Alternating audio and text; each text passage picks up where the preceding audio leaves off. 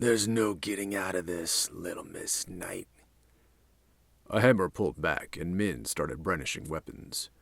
She was outnumbered. It was an ambush after all.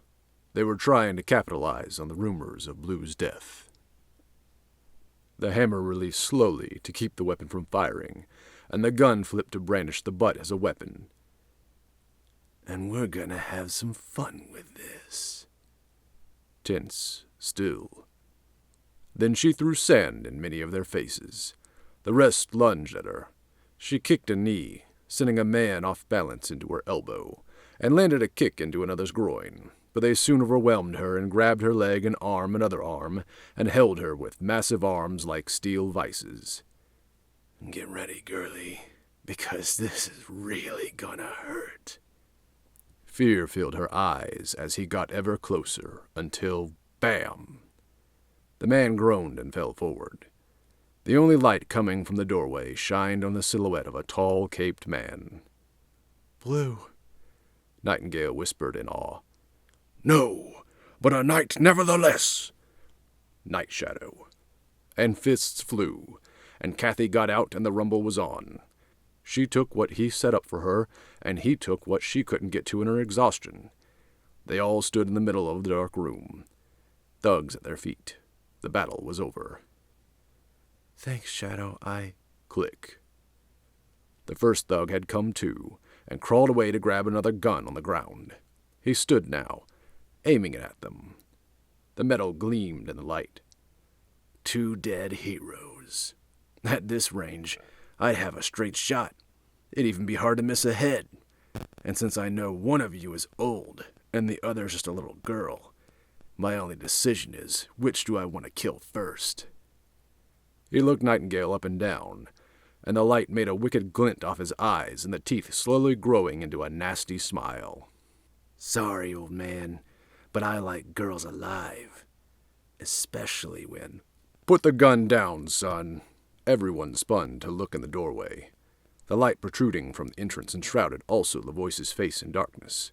But he stood tall and muscular, and also had a long cape flowing from his back as well.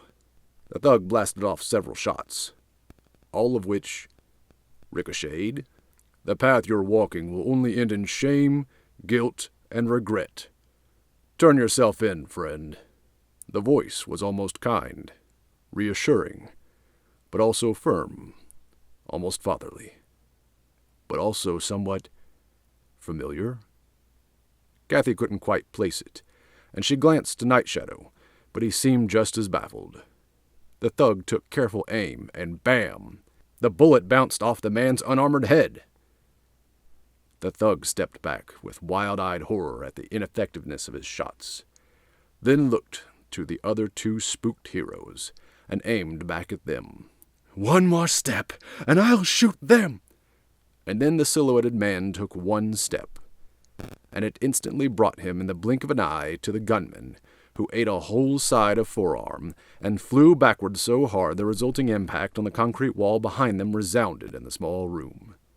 Nightingale and Night Shadow looked from the thug slumping down from the concrete wall to where the large man had stopped upon impacting him, and saw their savior was already at the door leaving.